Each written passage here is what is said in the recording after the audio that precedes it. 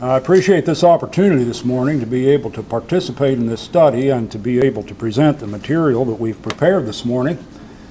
I've mentioned to a couple of you that I feel like I sort of have the happy circumstance of being able to preach to the choir on the issue that I have.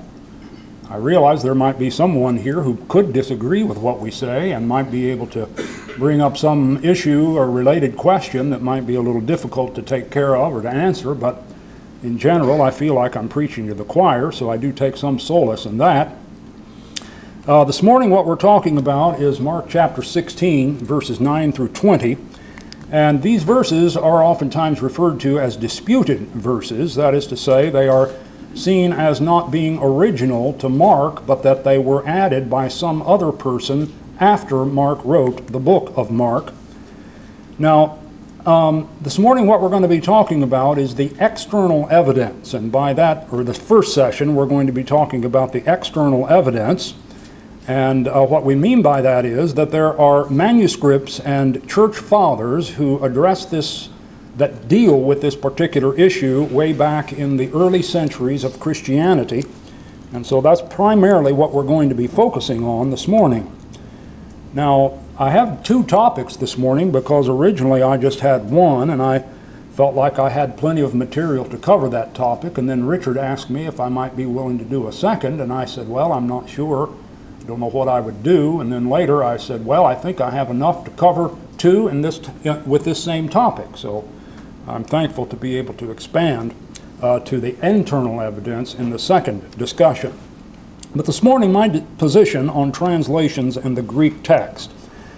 I want to say just a few words about this for those in the future who are not part of this audience and may not be part of our brotherhood, who may be listening to this on YouTube. And I want to clarify some things that I know might be in their mind when they search for a video on this topic and land on this one. Number one, I am not a King James Version only person, nor am I a New King James Version only person. I have used many translations for many years, and I appreciate the work of translators in presenting and providing those translations. Number two, I am not a Textus Receptus only person. In fact, in my studies of the original language, I rely primarily on the critical text, and I find many of the modern text critical arguments persuasive and reliable on a lot of different passages. And so I think that each reading and each variant needs to be evaluated on its own individual basis, and so I reserve the right this morning, therefore, to dissent from what is the predominant view on Mark 16. I'm going to dissent and say that the predominant view is that these verses are not original, and I believe that they are, and I'm going to try to present this morning reasons why I think that's a plausible position to take. Now, I acknowledge that I am not a trained textual scholar, a New Testament textual critic.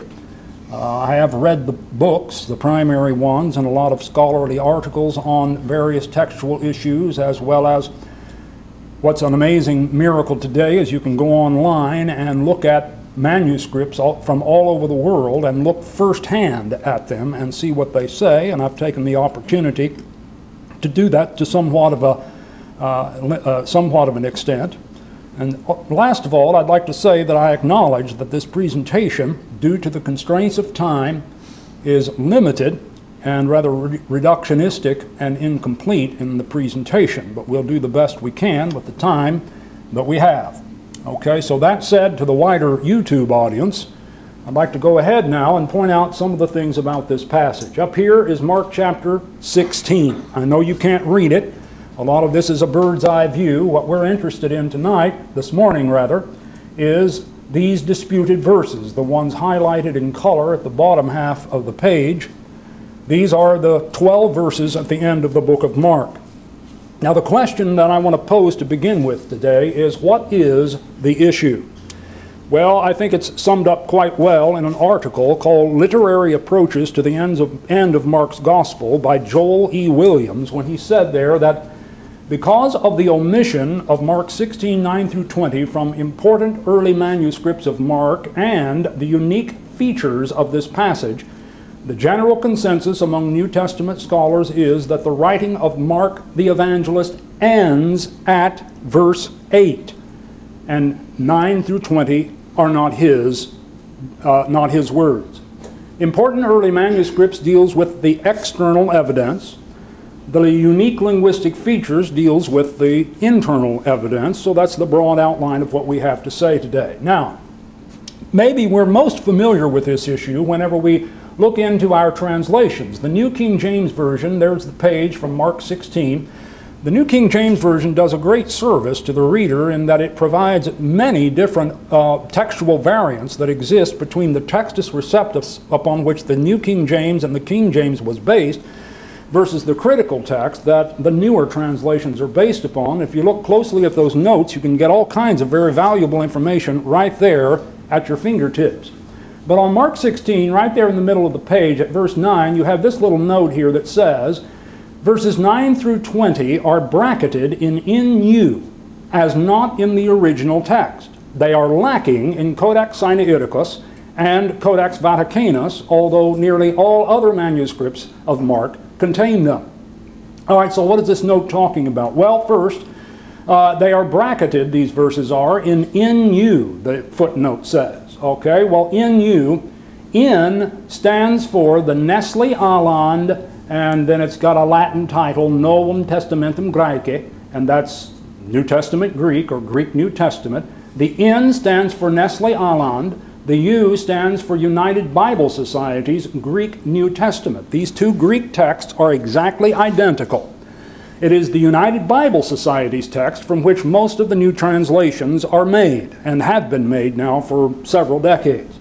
All right, now, that's the note in the New King James Version. In the New American Standard Version of the 1995 revision, you have here beginning at verse 9 a bracket, and then at the end of verse 20 a bracket, and then at verse 9 is a footnote here which takes you down here to the bottom of the page which says, later manuscripts add verses 9 through 20. Then, if you look after verse 20, then you get another paragraph that we might not have been familiar with if we haven't looked at these newer versions. You get this paragraph here. This paragraph is bracketed off. It is called the shorter ending. And I'll read that in a moment, but not right now. Then there's a footnote here with this one, takes you down to the bottom of the page again, and it says there that a few late manuscripts and versions contain this paragraph, this one, usually after verse 8. A few have it at the end of chapter 8. And we'll look at that in more detail in a moment. The ESV, which is a very good translation, and I know a lot of our brothers are using them, and I know of a couple of preachers or more maybe who have turned completely to this version, and I have no problem with that. Verse 8 comes to here in Mark 16, then there's a little paragraph here that says some of the earliest manuscripts do not include verses 9 through 20. Then you get verse 9 starting in the next section with a double bracket, and then at the end of verse 20 another double bracket, and then the footnote down at the bottom down here.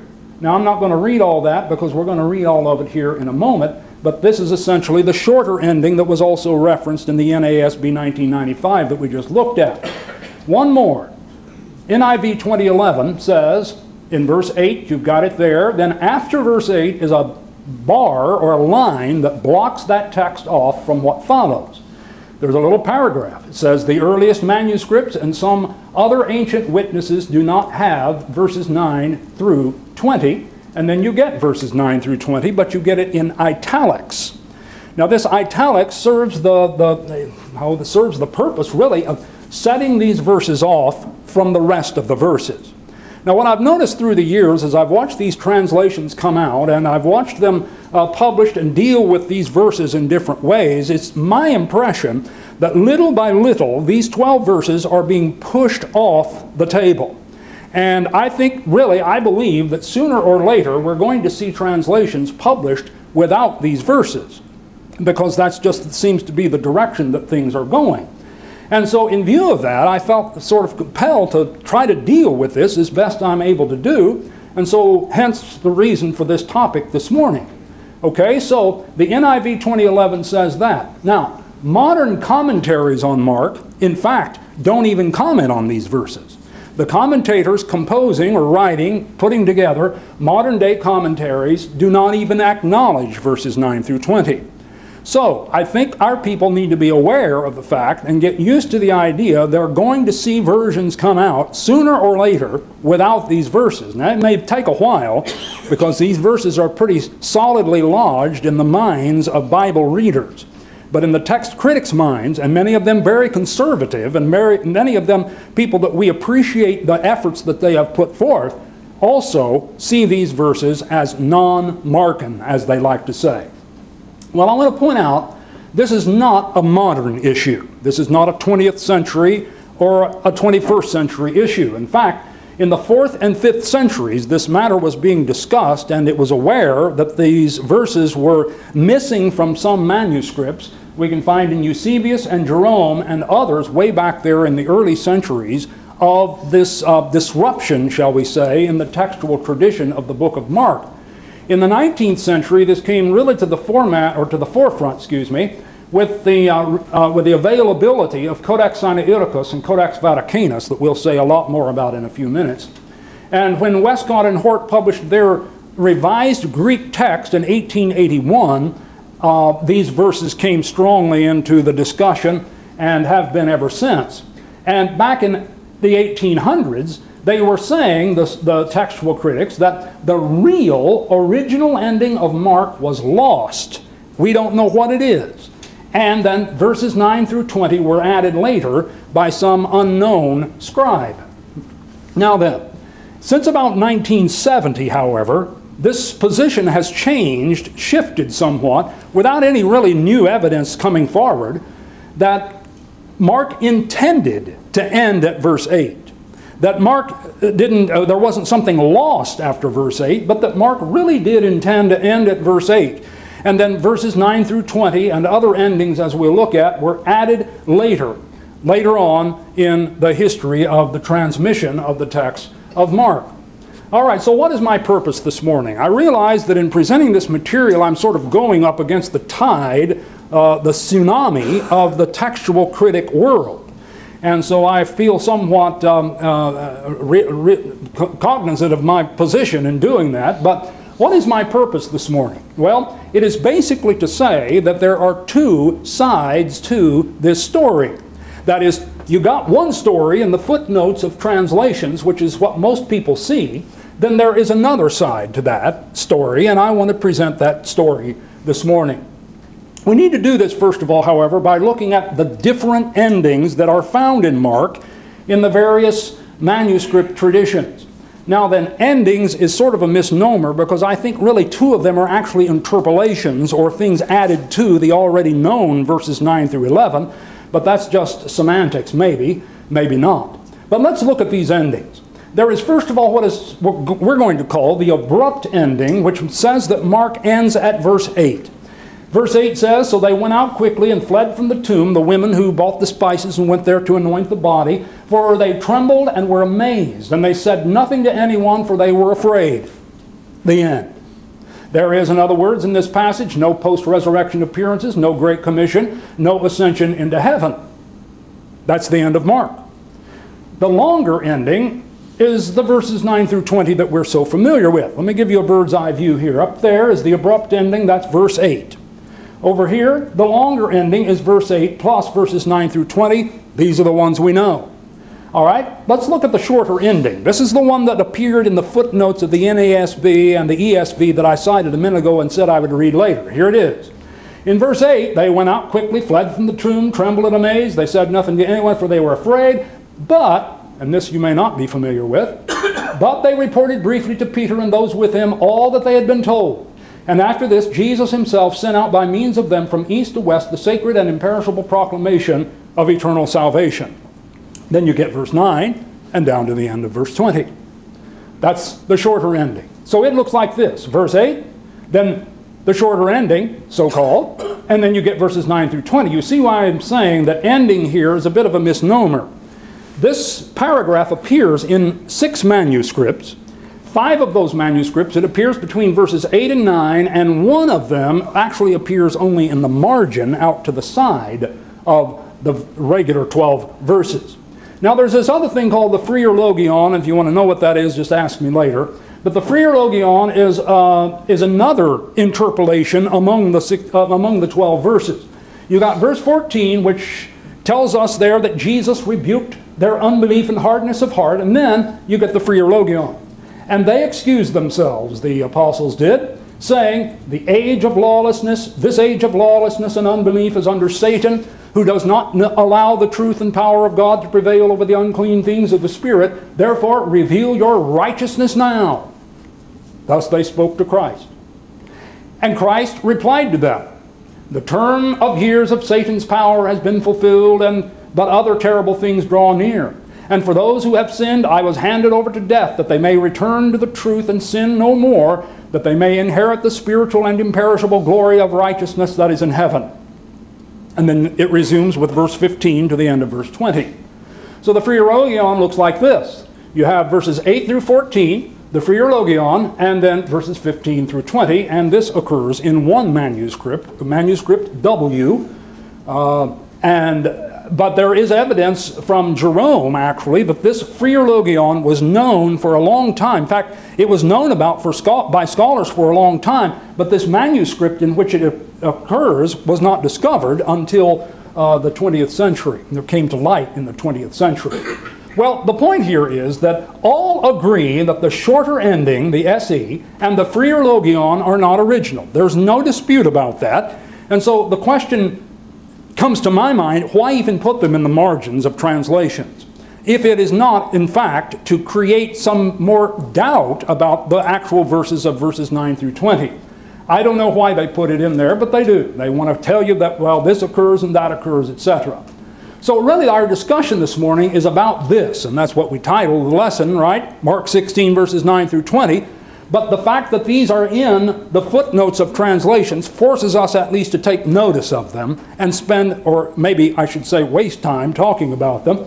But anyway, let's talk about a longer ending then, verses 9 through 20. There's those verses with which we are so familiar.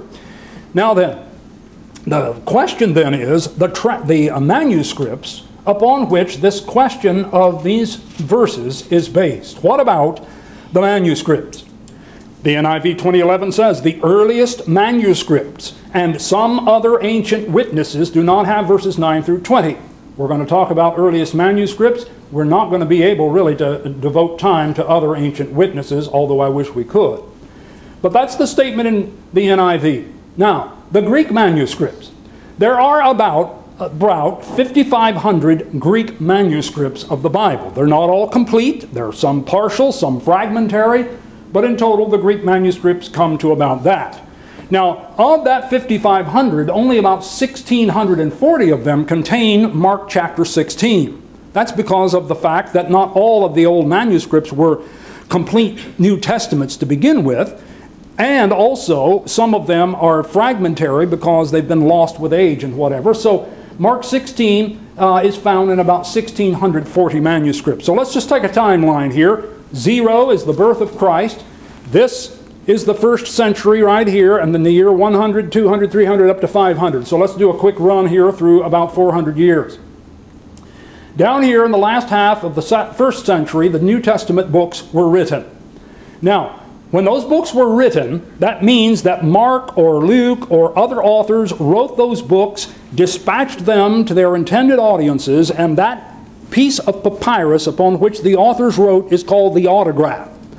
Once the autograph was made then, people in the churches who received these letters and treatises written by the apostles and prophets of the first century, these individuals, these Christians, copied them and made more copies of them and copied and copied and copied.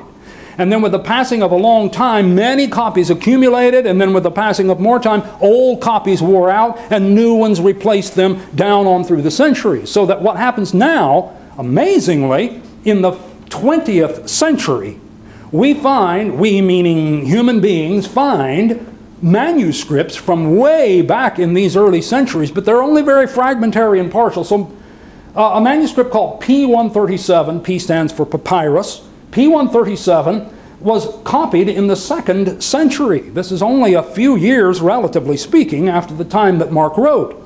The problem with P137 is it only contains parts of chapters 4 through 9 and chapters 12, 11, and 12. Same thing with P45, a wonderful manuscript, 3rd century, copied here in this period of time, but it only contains parts of chapter 2 and 6. So these manuscripts could have contained verses 9 through 20 in chapter 16, or maybe they didn't. We don't know. We don't have that part. But the point is, this is the earliest evidence or manuscript testimony to the book of Mark. One more, P88, 4th century. In the 4th century, this manuscript was copied, but what remains today is only parts of chapters 1 and 2. We're just going right down the stream of time. Now let's go one more step. The next one is Codex Vaticanus, chronologically. And this is one that was mentioned in the footnote of the New King James Version. It was copied in the early to mid 4th century, around 325 to 340, right about in this period of time right here.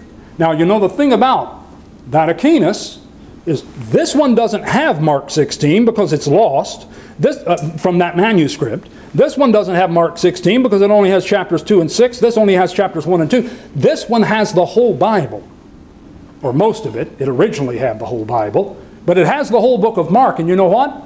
Verses 9 through 20 are not in that manuscript. So the earliest testimony, I mean, they're not telling us a lie. The earliest testimony is that this manuscript does not have it. Same with this one, Codex Sinaiticus. Codex, by the way, means a book with pages, just like we would say this book here. This would be a codex in the ancient terminology. And then these names, like Vaticanus, has to do where the codex, this codex is currently housed. Sinaiticus means this is where it was found. It was found in the monastery at the foot of Mount Sinai.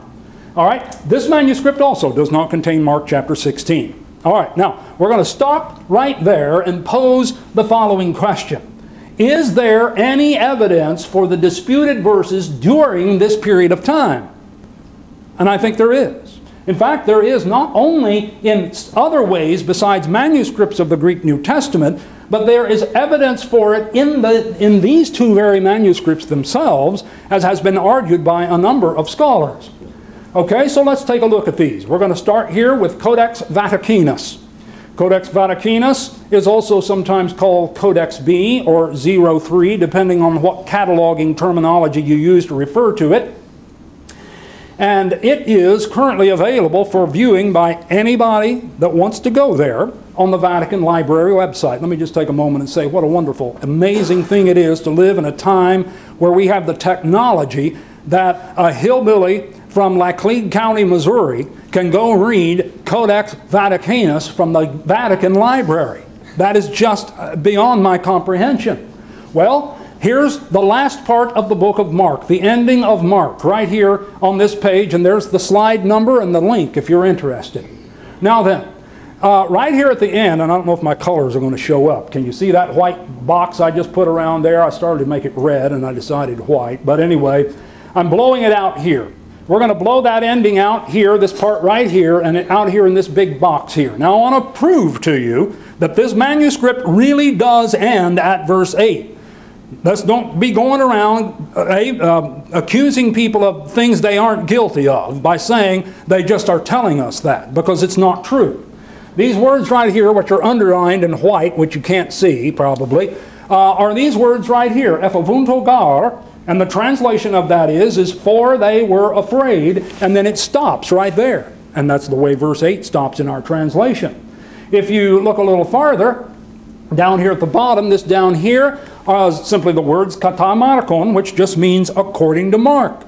That's the way they ended off the copy.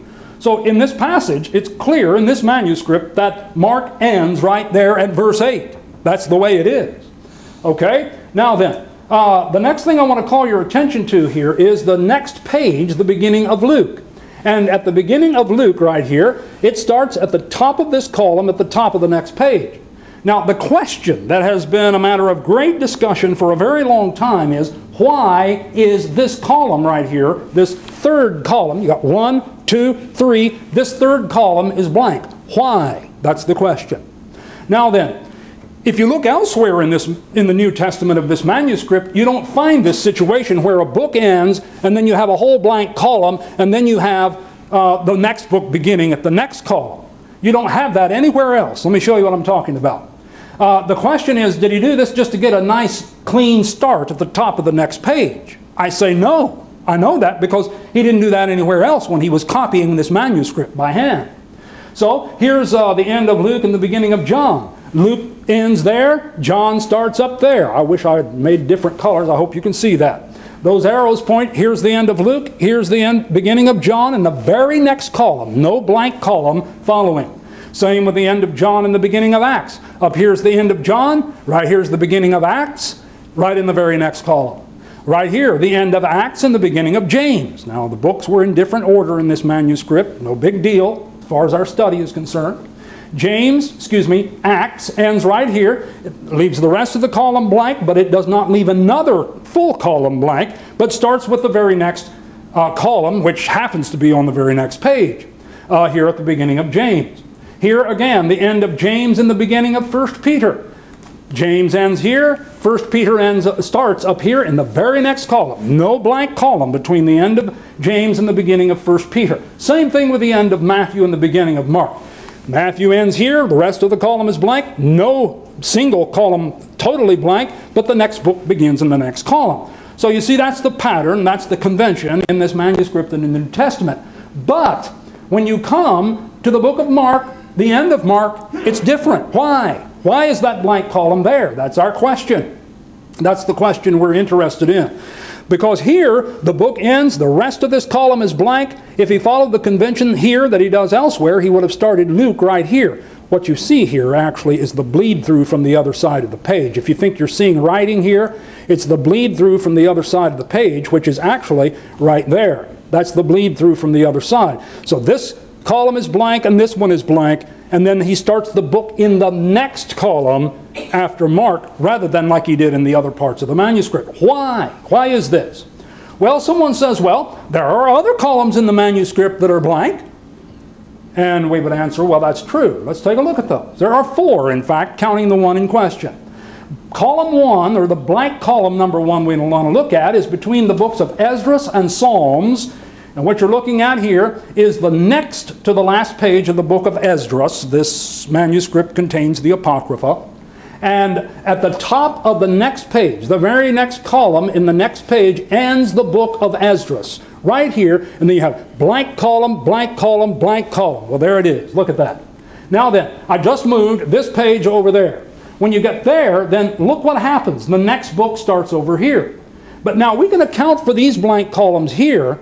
The convention would be to end it in this column and start the next book in this column, but he didn't do that. He waited till he got over here. And the reason is because these 2 columns are blank, because it's a change to a 2-column format. It's changing from the book of Esdras to poetry, Psalms, in which the format is 2 columns. It forces a change of format. So that explains those blank columns. Let's look at another one, blank column number 2, between Tobit and Hosea. There's the end of Tobit.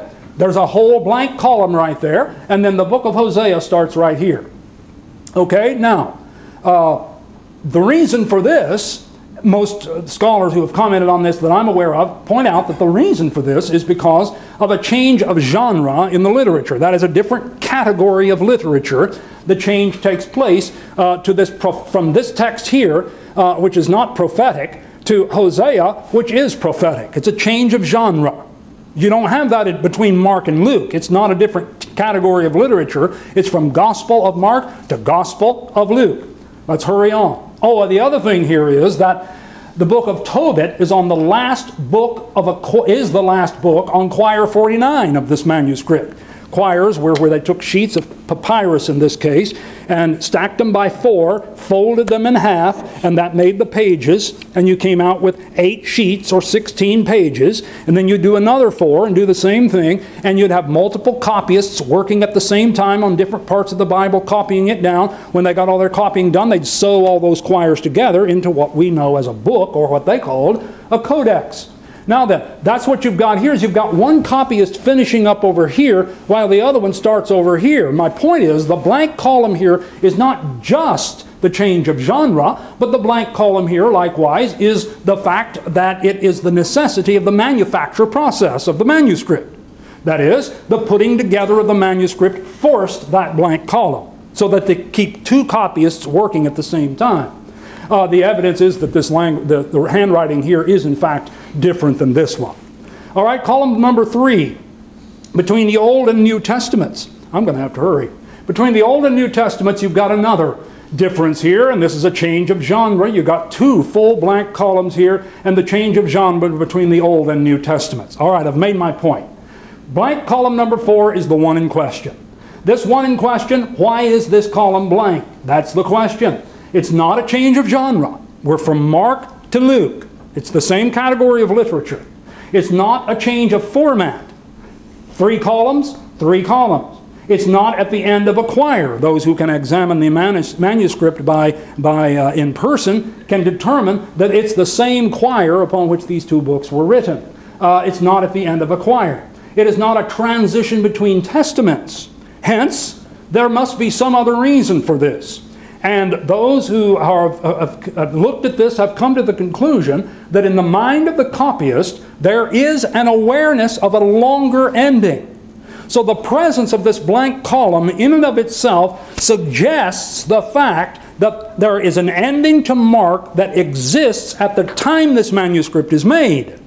And that the copyist who was writing it down or copying it down may have not had verses 9 through 20 in the copy that he was copying from, but that he was aware of its existence or its reality and hence left room for it. Now, even Westcott and Hort say this.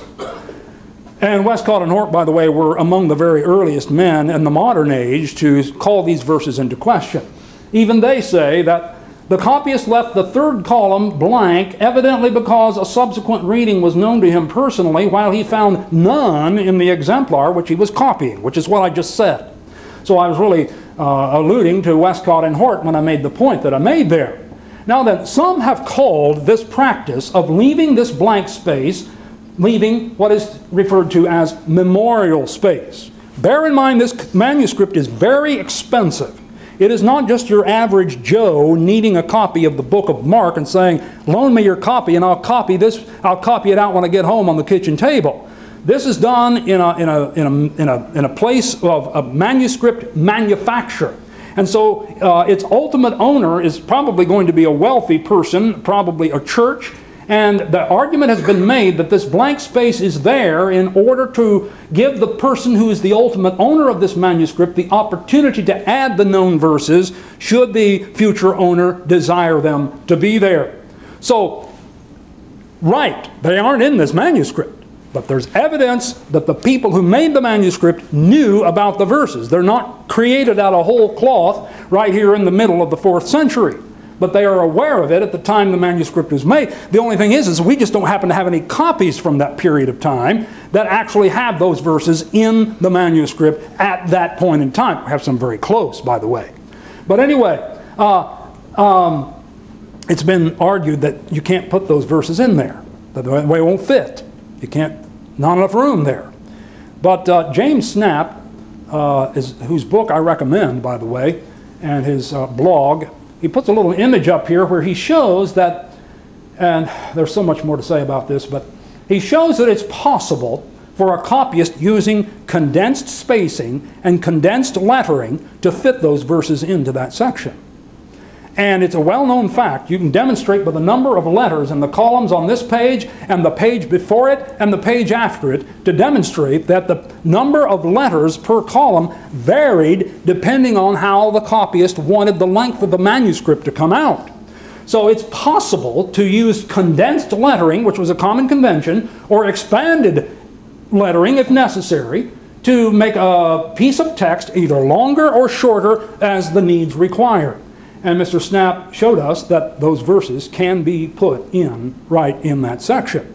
So I think that's a believable thing, if you ask me. And of course, I'm going to be biased because this is my position. But you be the judge as you look at this image.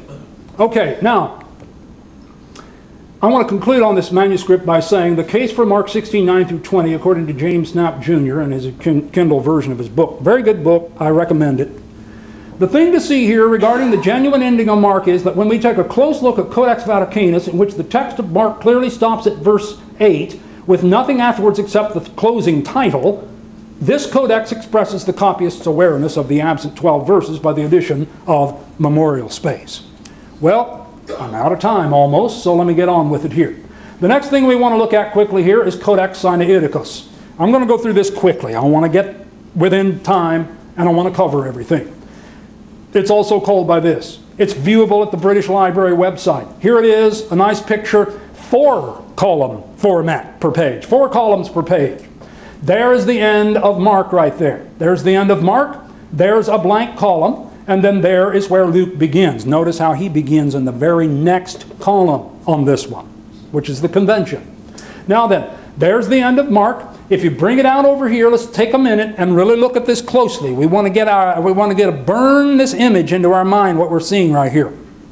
Over here, the letters Ephevuntogar, which we already know means for they were afraid. So the manuscript, yes, it really does. It ends right there.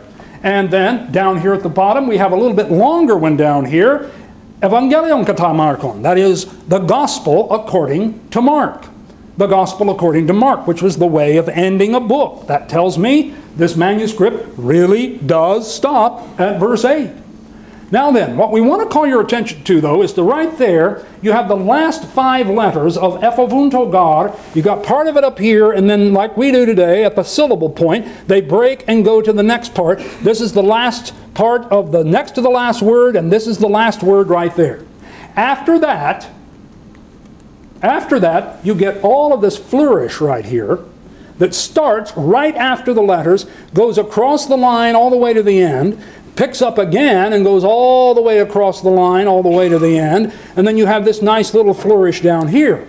Now what we're going to notice here, and the reason I want this to be stuck in our minds, and I'm going to try to help you burn that image in your mind by pointing to these various facets, is to indicate that that marking after those words, those last 5 letters, those marks indicate that there is in the mind of that copyist more that could have been put here.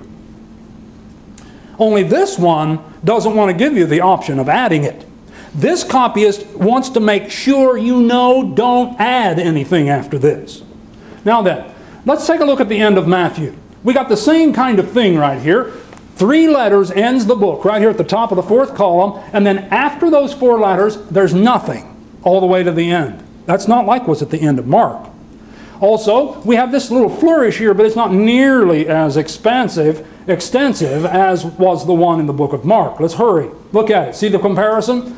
See the difference between this little flourish right here versus this very ornate arabesque and all of these diamond, or these, I can't think of the term, little marks here. All of this, very different at the end of the book of Matthew.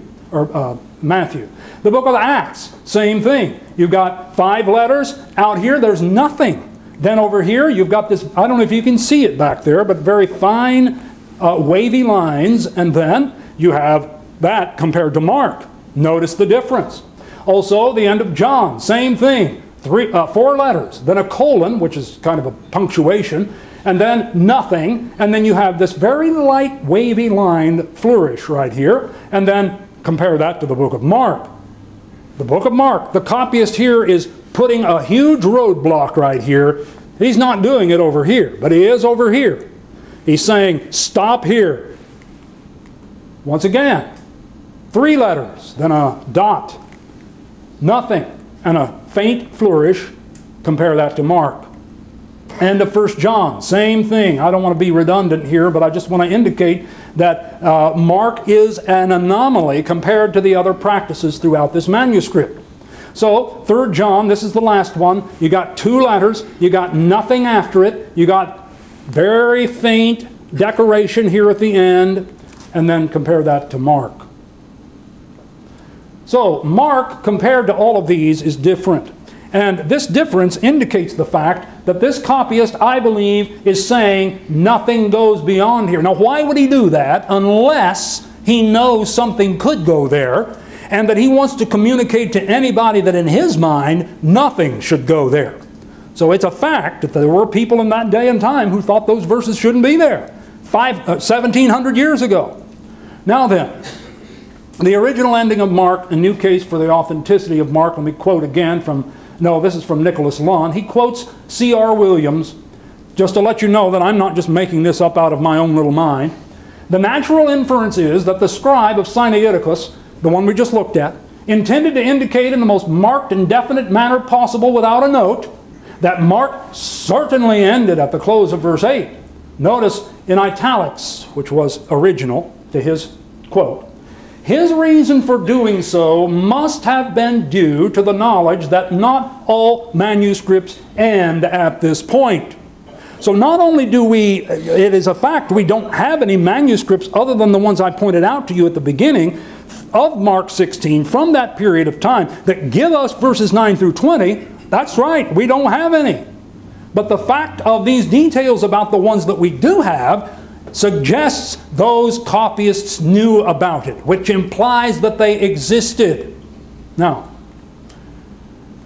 I've made my point. I don't need to quote this again. Let me hasten.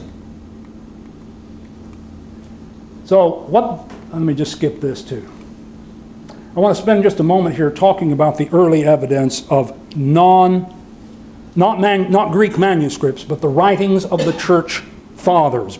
Now, don't misunderstand me. I'm not using that word in a religious sense. Church fathers just means like the founding fathers of America, the earliest leaders after the time of the apostles within the realm of Christianity. Here's our manuscripts, the two we've been looking at, copied in the 4th century. Now then, in a book that was discovered actually in the modern era called the Gospel of Nicodemus. Now, we don't agree that the Gospel of Nicodemus is canonical or belongs in the Bible, but the Gospel of Nicodemus is important because it was copied, or I should say authored, in the 4th century, contemporaneous with these two manuscripts right here, and it quotes verses 16 through 18. So that's enough just to show that those verses existed at the same time that the copying of these manuscripts occurred, and that the blank space in Vaticanus and the arabesque in Sinaiticus implies that those authors were making provision, or at least indicating or signaling the existence of those verses. Another author by the name of Hippolytus, 100 or more years before the copying of these manuscripts, actually copied or actually quoted verse 19. The earliest quotation from Mark chapter 16 verses 9 through 20 is from Irenaeus in about AD 180, nearly 200 years before the copying of Codex Vaticanus and Sinaiticus, quoted verse 19.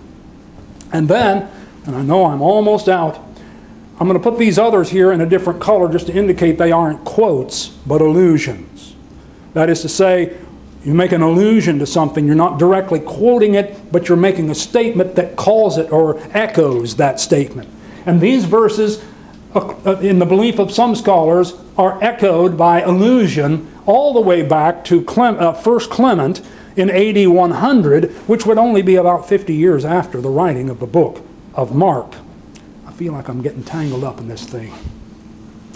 Okay, so these indicate that there is the presence of these verses before the copying of these manuscripts. And that needs to be clarified when we take into account the citation of these manuscripts and the translations that say the earliest and best manuscripts. And they are the earliest, and in many ways they are the best. The earliest and best manuscripts do not have these verses, and that they were added by someone later. Then that implies to a reader who hasn't read up on this issue that, why, verses 9 through 20 were added later on, and nobody knew about it until they put them in at a later time. But these citations don't just suggest, they verify the fact of the existence of those verses. The only thing is we now in the 21st century do not happen to have any copies from that early period that have Mark 16, 9 through 20. But it's clear that somebody back there did. It's just that they've perished in the intervening time. Let me make my last point here in 37 seconds. The oldest and best manuscripts. Let's take a moment here. Yes, these two are important, but if you go ahead just a little way to Codex W, copied in the 4th or 5th century, one source I saw put it right at the transition from the 4th to the 5th century. Codex D, also copied in the 5th century, just a short time later. And these manuscripts, D and W, they're classed by textual scholars right up here with Vaticanus and Sinaiticus in general, at least, as the earliest and best. These are the ones that keep getting cited, but these two, contain the question verses. Also, these two texts come from the Western text type. Now, I know we can't get into that, but I want to use that to make a point, and then I'll close. Codex A, Alexandrinus from the 5th century, has the disputed verses. It is a Byzantine manuscript, which is the same text family from which the New King James Version was translated. But the Western is a different one, but here's the kicker. Also, Codex C, Codex Ephraemi Rescriptus, copied in the 5th century, same period of time as here, but it's an Alexandrian manuscript, and at least in the Gospels. And this Alexandrian manuscript, this is important because these are also Alexandrian manuscripts. And the Alexandrian manuscripts are the ones that the scholars exalt as to being the best and most accurate copies. So here is Codex C, an Alexandrian manuscript that contains the disputed verses from the 5th century. Couple that and all of these with the fact that these authors copied it, and I've only cited 6 here. There's, I forget the exact count, 18 or 20 potential quotations from back here. And if you want to add more, Codex K, Codex X, Codex Delta, Codex Theta, Codex P, Codex Psi, 083, 099, and in fact, and I make this as sort of a corollary, I don't make it as the main argument. We make a mistake when we make this, the following, as the main argument. It's in 99.9% of all manuscripts. Remember, there are 1,640 manuscripts that contain Mark 16. 99.9% of them contain the disputed verses. The question and the dispute is all about the early manuscripts and discussion among early Christian scholars and teachers about those verses. Okay, so the conclusion that I want to draw this morning is this. Number one, there is chronologically early attestation to these verses. That's been the bulk of my presentation. There is geographically widespread attestation to these verses. In other words, you've got this disputed verses in manuscripts that come from all over the area of the Roman Empire. And there was no controlling entity that made sure they got put in there. It means that it was just as a part of the natural transmission process of copying manuscripts here and there and throughout the empire. 2 more things and then I'll be finished. There is textually pervasive attestation to these verses. That was the point I was making with Codex D and Codex W being Western manuscripts, and Codex C being an Alexandrian manuscript, and Codex A being a Byzantine manuscript. And then finally, there is numerically predominant attestation to these verses. As I said a moment ago, 99.9% of these verses have the manuscripts have these verses. This thing is blinking stop, so that's what I'm going to do.